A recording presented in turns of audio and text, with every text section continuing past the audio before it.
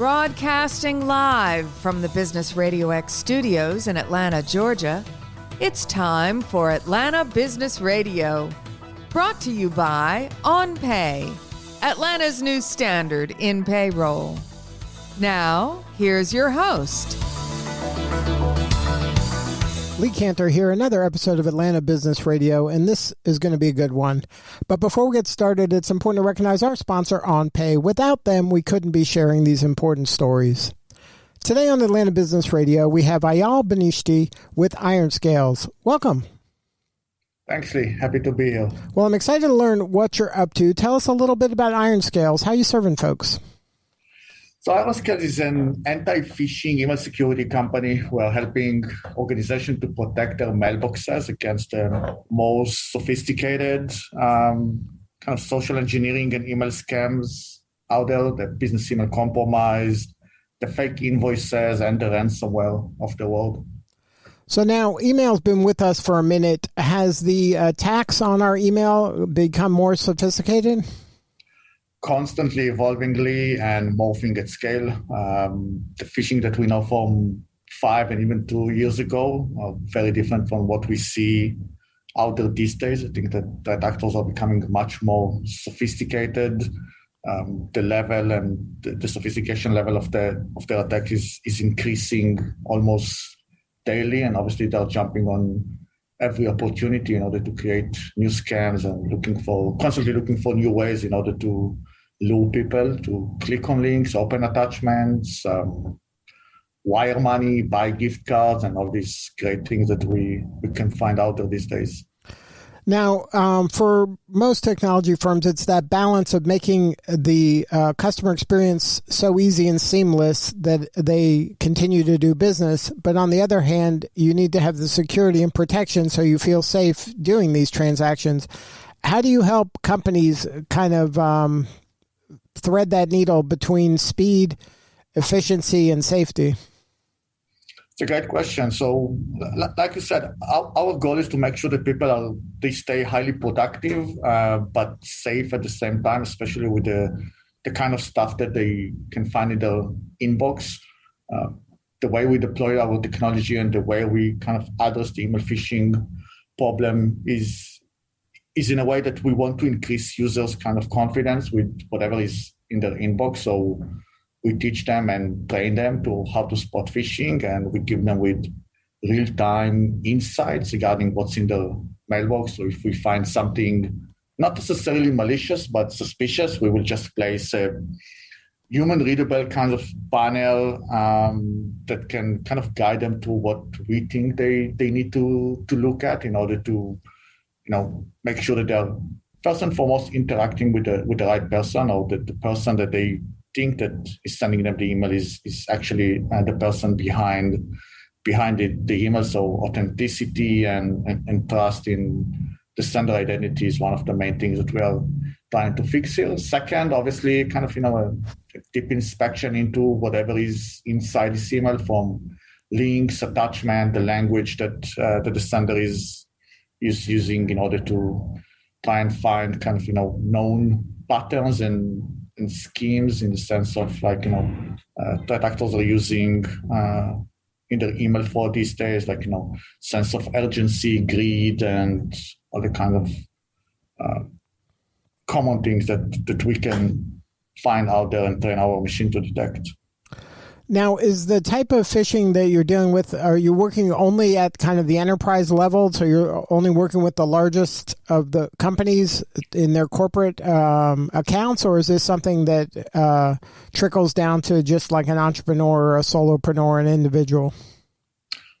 We are working with companies all sizes, from small shops to large and very large kind of enterprises, including the Fortune 500 of this world, and even managed service providers. So for people that provide IT and security services to other companies, we have kind of an offering for them so they can leverage on our technology in order to protect smaller organizations that normally don't have a security staff or any security knowledge whatsoever. But in today's world, they as well may find themselves as a victim to a social engineering and phishing attacks, because the nature of these attacks today are very automated from what we see out there. So there are a lot of spray and pray kind of attacks, and the collateral damage that can be done, even for the smaller organization, is pretty severe. So we want to make sure that we can protect them, or again, provide the tool capabilities and technology for their service provider in order to protect them instead. Now, when you're working with the larger firms, it's important that your work does trickle down to the smaller firms, because a lot of the ways that I would imagine the bad guys penetrate the larger firms is through relationships with smaller vendors and folks that they might not have their guard up as high.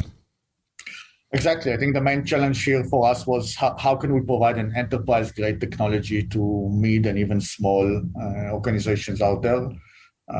Because like I said, threat actors are targeting everyone these days. They're looking for the low-hanging fruits, and sometimes, or in most cases, the low-hanging fruits are in the shape of a smaller organization that is still conducting business with significant amount of money. So convincing someone in a 100 people shop to wire $100,000 to the wrong account can be devastating for these organizations, even more than to the larger enterprises out there that can suffer some financial loss. But for smaller organizations, it can be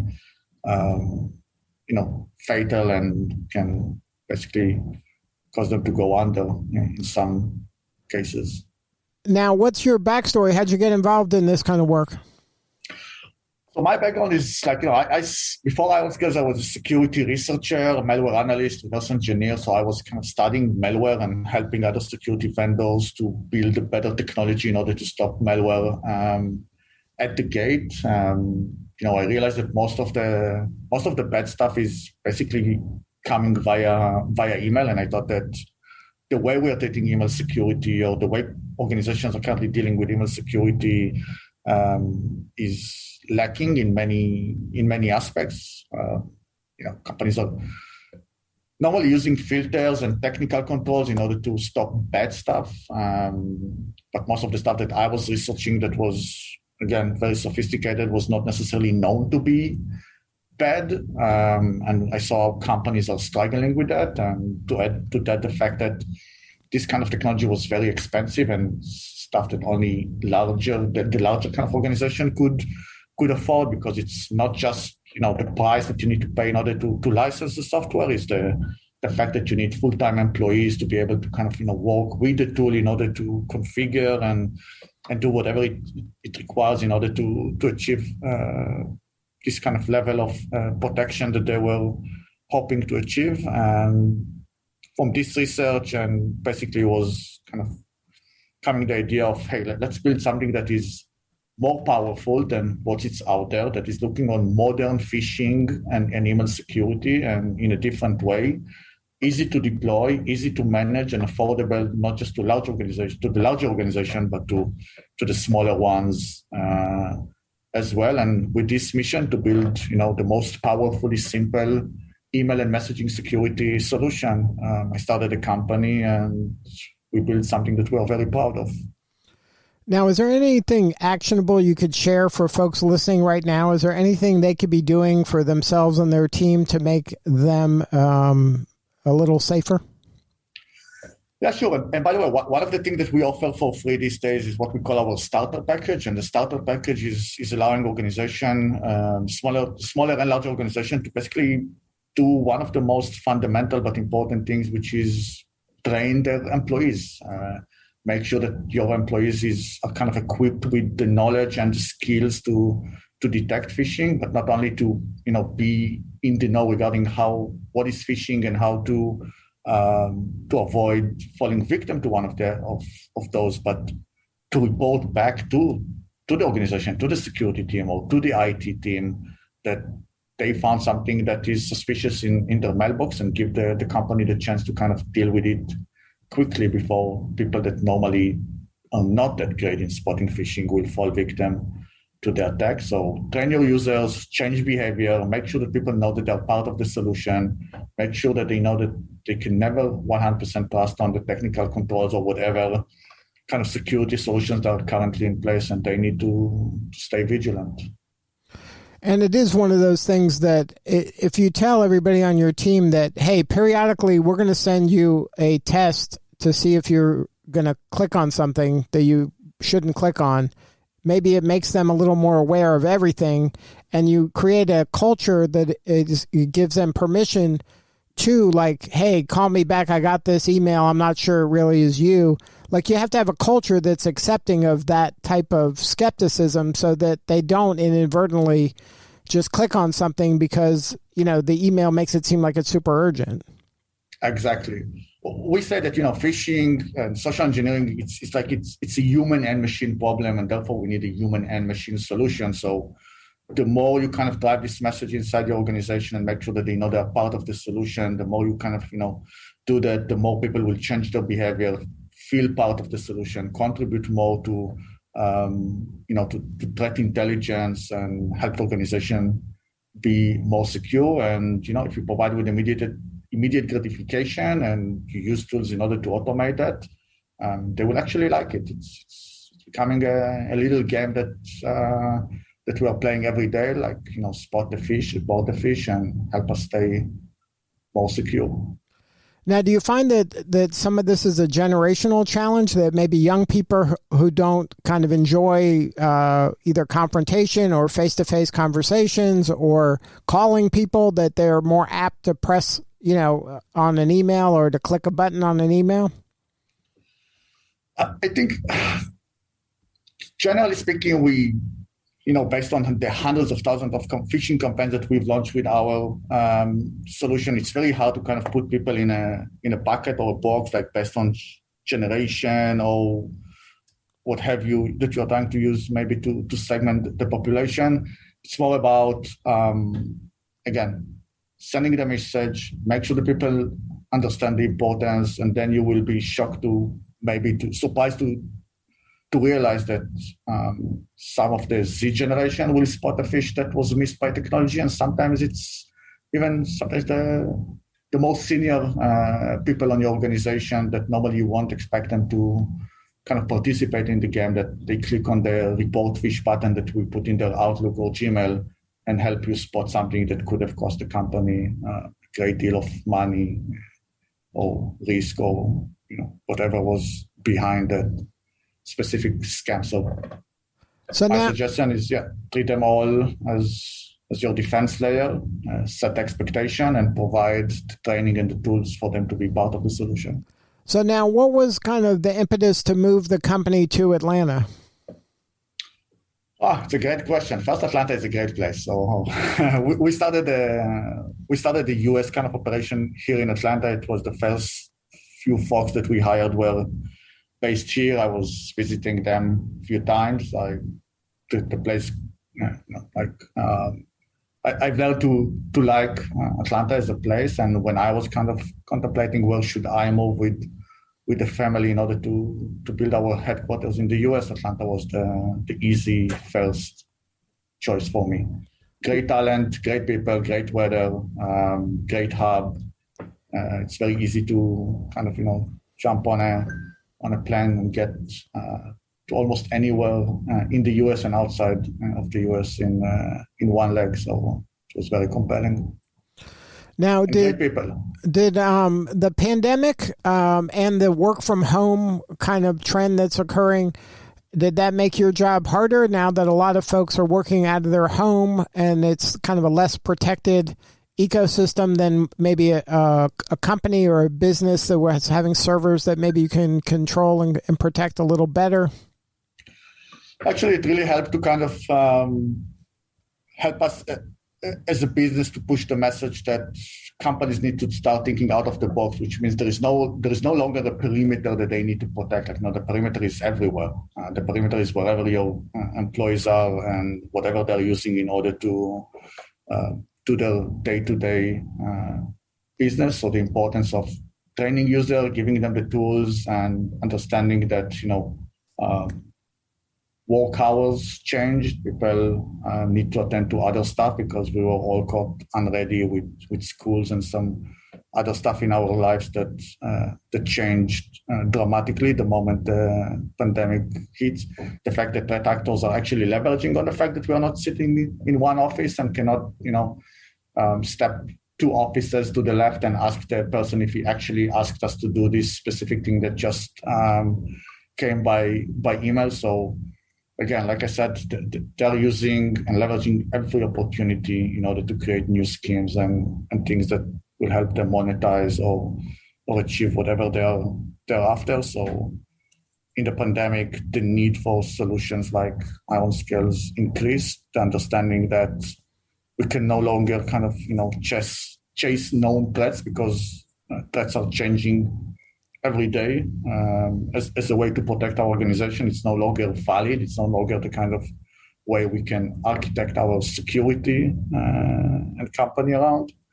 All this really contributed to the fact that companies and obviously the transition to the cloud, and more companies were kind of, changing their infrastructure and moving more services, including email, to the cloud, really helped to kind of drive our message out there that things have changed, and therefore the legacy solutions or the old way of thinking about email security is no longer valid, and we need to make a change. Now, is there any kind of unintended consequence maybe that isn't obvious to a layperson with the conflict between Russia and Ukraine? Is there some impact on global cybersecurity because of that conflict? So theoretically speaking, yes, because there is always a collateral damage, even when nations are kind of, exchanging punches back and forth. Obviously, some sectors are more vulnerable than others. We're in this kinds of war situation. Obviously, phishing is a way that even nations are using in order to try and achieve their goals and agenda. I don't see any kind of imminent or specific risk, but I'm sure that we will see companies kind of being breached as part of this kind of conflict, or the cyber cold war that we are currently experiencing between the different nations that are involved in this current conflict. So you mentioned that you have a service on your website about training that you help, at no charge or low cost, people train their people so they can be more informed and make educated choices when it comes to clicking on an email. Is there any other type of kind of a way to get to know your company without fully working with your company? Sure, you can go on our website. It's ironscales.com. We have a lot of collateral and content that you can download, listen to, in order to learn more about first the problem and then our solution and how we approach it. And we think that it should be solved these days. And you can always reach out to us. We have some forms, and contact us if you have any questions. We are always happy to answer those questions and help you with your challenges. And the challenge is real. And the like you said, these people who are doing this is their job, and they're treating this like a real business, right? They're whiteboarding this. This is a team effort. They're trying to penetrate an organization. They're working together. They're collaborating. This isn't a kid in the basement with Red Bull and some Cheetos, right? Cybercrime is about $60 billion kind of business a year now. It's an organized crime. No longer kids in other words, although some of them are going on the dark web and buying, phishing as a service kits for $1,000 or $2,000, installing it, and and phishing companies for profit. But the vast majority of cybercrime today is well organized. And this isn't something you can sleep on. This is something you have to be proactive and be working on every day. Especially, I'm sure, if your business is in the business of e-commerce, healthcare, fintech, those kind of businesses that are dealing with a lot of personal information and a lot of money. At the end of the day, 95% of all the cyber breach that we read about in the news started as an email phishing. So it should be the number one priority. Like if you don't have anything in place currently, or you're using kind of built-in securities or some default out-of-the-box stuff, I would highly recommend to kind of address this issue first and foremost, because again, it's the number one vehicle, it's number one tool that the bad guys are using in order to get to us, to our organizations. Well, thank you so much for sharing your story. You're doing important work, and we appreciate you. And the website, one more time, is IRONSCALES.com. That's correct. All right, this is Lee Cantor. We'll see you all next time on Atlanta Business Radio.